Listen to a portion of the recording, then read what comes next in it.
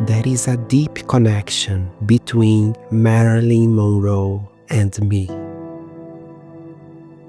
A connection that goes far beyond life, death, and time.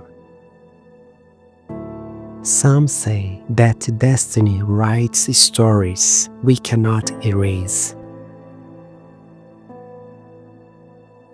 I'm here to tell mine.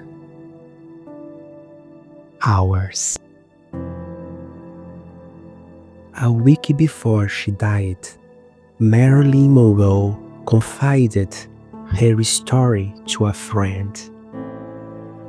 She gave him a suitcase filled with diaries, letters, and documents, and asked him to keep it in a safe place. Actually, in a house his family have outside the United States.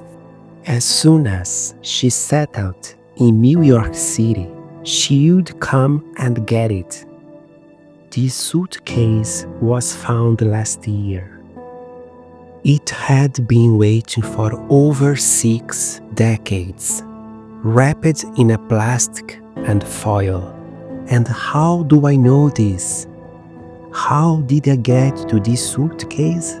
Because I am the reincarnation of Marilyn Monroe. And this is the true story that the world still doesn't know.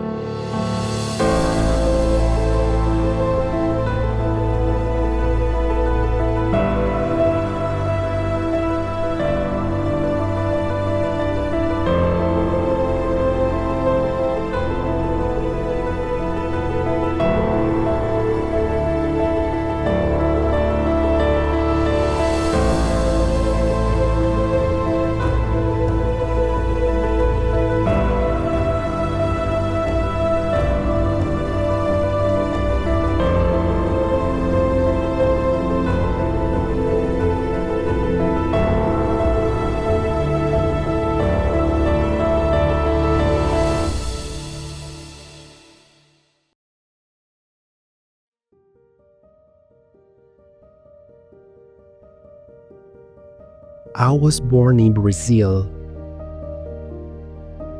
I am 55 years old. I'm a transgender woman, a doctor.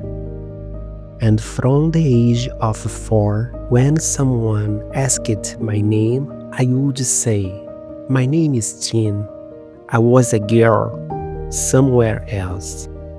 At that time, in 1974, I was severely reprimanded. My family was Catholic, but those memories were stronger than any repression. It was a mission. As I grew older, I began to recall my past life. I described places, situations, people, emotions, and first the name Norma Jean, and later the name Marilyn Monroe. I had no idea who Marilyn was. My mom only told me she had been a movie actress. There were no computers or information that could reach that child from a small town. My mom, afraid, took me to an uncle of hers, an extremely spiritual and clever man. He was a beacon in the tunnel I was walking through. He asked me to write down every detail. And when he saw the clarity of my memories, he knew something grand was happening. My mother's uncle never allowed me to have spiritual regression sessions. He believed it could induce answers, which already came clearly and spontaneously. This uncle of mine was a friend of the greatest Brazilian medium, Chico Xavier. One day, when I was still a child, my uncle took me to him. After a simple and delicious lunch, I summoned the courage and asked, "Chico, could you give me a mediumistic letter of Marilyn Monroe, please?" He adjusted his glasses, smiled shyly, and said, "If you could write to her, what would you write?"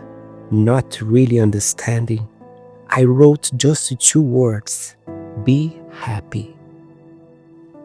Chico looked at me, handed the paper back, and said, "Here, it's yours. Be happy."